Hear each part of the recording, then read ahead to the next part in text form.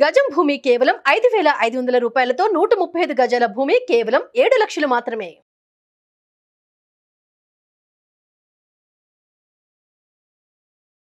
నమస్తే సార్. నమస్తే ఉషా గారు. పల్లవి ప్రశాంత్ కేసుకి సంబంధించి ఒక సుమోటోగా తీసుకోవడం జరిగింది కాబట్టి, బట్ ఇలాంటివి బయట ఎవరైతే ఫ్యాన్స్ అని మనం మాట్లాడుతున్నామో, ఒక పెద్ద హీరో సినిమా రిలీజ్ అయినప్పుడు దానికి ధీటుగా ఆపోజిట్లో ఇంకొక హీరో అయినప్పుడు కూడా థియేటర్లో అటువంటి అల్లర్లే మనం చూస్తూ ఉంటాం. ఒక షోకి సంబంధించి ఇద్దరు కంటెస్టెంట్స్, ఒకళ్ళు రన్నర్ ఒకళ్ళు విన్నర్ అయినప్పుడు రన్నర్కి సంబంధించిన ఆడియన్స్ ఉంటారు, విన్నర్కి సంబంధించిన ఆడియన్స్ ఉంటుంటారు.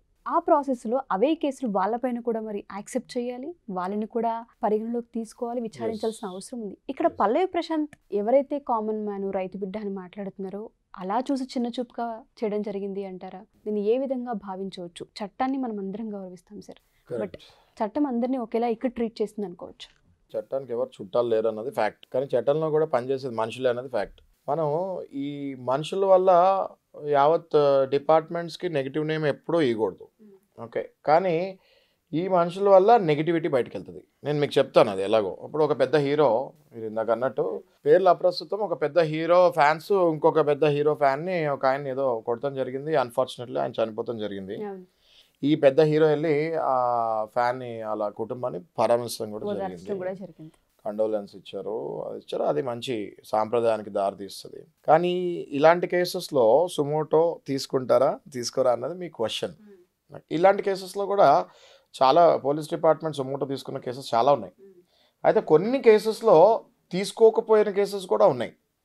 అక్కడ డిపార్ట్మెంట్ తప్పులేదు, అందులో ఎక్కడో ఒక 5-10% మేనేజ్ చేసే వాళ్ళు ఉంటారు కదా, అది వాళ్ళ తప్పు. వాళ్ళ మీద కూడా హైకోర్టులో శిక్షలు పడిన రోజులు ఉన్నాయి.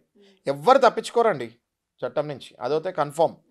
ఇవాళ డిపార్ట్మెంట్ మంచి పని చేసింది, దానికి ఎవరికి క్రెడిట్ ఇవ్వక్కర్లేదు. ఇవాళ డిపార్ట్మెంట్ ఇది తీసుకోలేదు యాక్షన్, దానికి డిపార్ట్మెంట్ తిట్టక్కర్లేదు. ఇప్పుడు మీకు చెప్పాను కదా చట్టానికి చుట్టాలు లేరని. అట్లా అని పోలీసు వాళ్ళు కూడా చట్టానికి చుట్టాలు కాదు, లాయర్స్ కూడా చట్టానికి చుట్టాలు కాదు. అందరికీ same book applicable. Indian penal code IPC అందరికీ సేమ్ బుక్ అప్లికబుల్. కాన్స్టిట్యూషన్ అందరికీ సేమ్ అప్లికబుల్. అందరం మనం మనుషులే కదా. పోలీస్ డిపార్ట్మెంట్లో పనిచేసేది మనుషులే, లాయర్స్ మనుషులే, సామాన్య ప్రజలు మనుషులే. అందులో మనుషులు తప్పు చేస్తారు, కానీ డిపార్ట్మెంట్స్ తప్పు చేస్తానికి రూల్స్ ఒప్పుకోవు. ఆ రూల్స్ ఒప్పుకోకుండా వీళ్ళు తప్పు చేసినప్పుడు వాళ్ళ మీద కూడా కేసు వేయచ్చు. మనం ఎవ్రీ టైం మనము డైరెక్ట్గా డిపార్ట్మెంట్ని తిట్టేస్తాము, అది తప్పు, ఓకే. అందులో ఫర్ ఎగ్జాంపుల్ సుమోటో తీసుకోవాలి పోలీస్ డిపార్ట్మెంట్, ఇలాంటి గొడవ ఎక్కడో జరిగింది, సుమోటో తీసుకోవాలి, తీసుకోలేదు. దానికి ఎవరు హెడ్? కమిషనరా, ఏసీపీయా? ఎవరు హెడ్? ఆ పర్టికులర్ టైంలో ఎవరున్నారు అందులో? కమిషనర్ అనేది ఒక పదవి, ఆ పదవిలో అనేక మంది వస్తూ ఉంటారు, వెళ్తూ ఉంటారు. ఆ పదవి ఎప్పుడు తప్పు చేయదు, ఆ పదవి ఎప్పుడు తప్పు చేయదు. ఆ పదవిలో కూర్చున్న వాళ్ళు ఎప్పుడైనా తప్పు చేశారనుకోండి, వాళ్ళ మీద కూడా కేసు వేయచ్చు. అదే చట్టంలో, అదే బుక్లో, అదే ఇండియన్ పీనల్ కోడ్లో వాళ్ళకు కూడా పనిష్మెంట్స్ ఉంటాయి. ఇక్కడ మనం చాలా బ్రాడ్గా ఆలోచించాలండి, ఊరికే అందరినీ బ్లేమ్ చేసేస్తాం కాదు.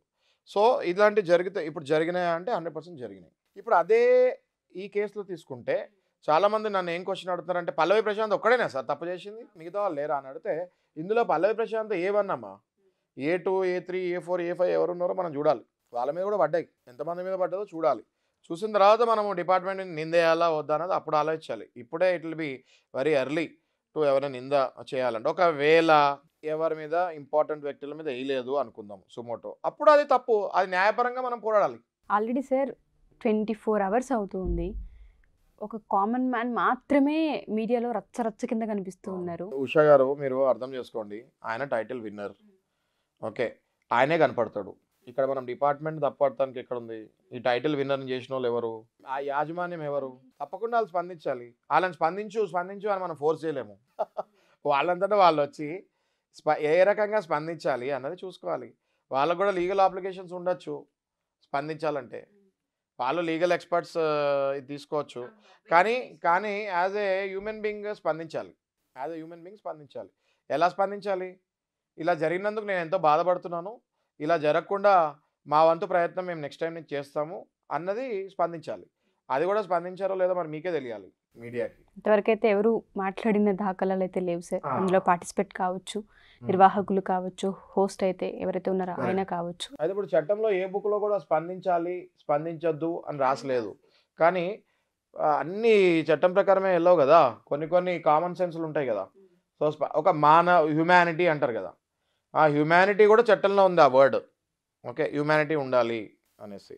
సో ఒక మనిషి ఇన్ని రోజులు మన దగ్గర కంటెస్టెంట్లా ఉండి మన బయటకు రాగానే మంచి ఈ టైంలో మంచి ఎంజాయ్మెంట్ సెలబ్రిటీ స్టేటస్ తీసుకొని ప్రెస్కి మీ ఇంటర్వ్యూస్ ఇచ్చే టైంలో జైల్లో ఉన్నాడంటే ఆ యాజమాన్యం అట్లీస్ట్ హ్యుమానిటీ గ్రౌండ్స్లో బయటకు వచ్చి అయ్యో ఇలా జరిగింది ఏంటి, ఇందులో మా తప్పు కూడా అంటే యాక్సెప్ట్ చేయక్కర్లేండి. యాక్సెప్ట్ చేయక్కర్లే, ఇందులో మా తప్పు కూడా ఉందని లోపల అట్లీస్ట్ ఫీల్ అయితే బయటకు వచ్చి అట్లీస్ట్ సమ్ సింపతి అయినా చూపిస్తే కొంచెం ఆ అబ్బాయికి ఊరట కలుగుతుంది. ఎగ్జాక్ట్లీ. లా పట్ల అవగాహన లేకపోతే ఇలాంటి తప్పులు చేస్తారు. అందుకే అందరు లా పట్ల అవగాహన రావాలి. చిన్న తప్పు చేశాడు, ఎప్పుడైతే ఈ అబ్బాయి కార్లో బయటకు వెళ్తున్నాడో పోలీసు వాళ్ళు ఆపటం జరిగింది. ఓకే. పోలీసు వాళ్ళు ఆపి బాబు ఇటు నుంచి కాదు అటు నుంచి వెళ్తామో ఏదో సమ్ డిస్కషన్ జరిగింది. అప్పుడు కూడా ఈ అబ్బాయి మళ్ళీ సేమ్ రైతు బిడ్డ కార్డు వాడాడు. అది షోలో పనికొస్తుంది, పోలీసు వాళ్ళ దగ్గర పబ్లిక్లో రైతు బిడ్డ కార్డు న్యూసెన్స్ చేస్తానికి పనికిరాదు. ఆ హైప్లో ఆ గెలిచిన ఆనందంలో చేశాడు అని చాలామంది అనుకుంటున్నారు. గెలిచిన ఆనందంలో న్యూసెన్స్లు నాన్ సెన్స్లు చేయకూడదు కదా. నువ్వు గెలిచిన ఆనందంలో ఇంటికి వెళ్ళి రచ్చ చేసుకో, ఎవ్వరు ఏమన్నారు. ఇప్పుడు రోడ్డు మీద రచ్చ చేస్తే అది పబ్లిక్ న్యూసెన్స్ అవుతుంది. ఆ పబ్లిక్ న్యూసెన్స్ కిందే పడింది సెక్షన్ 290, 427 ఈ కేసెస్ అని పబ్లిక్ న్యూసెన్సే పడింది. ఎన్ని కేసులు పడ్డాయి సార్ అసలు అబ్బాయి మీద? దగ్గర దగ్గర 8 సెక్షన్లు అంటున్నారు. ఇప్పుడు నాకు తెలిసి అయితే 6 సెక్షన్స్ నాకు గుర్తున్నాయి. 147, 148, 149, 290, 427, 353 ఇవైతే నాకు గుర్తున్నాయి. ఇవి కాకుండా ఇంకో 2-3 పడ్డాయి అంటున్నారు. అది చెక్ చేయాలి.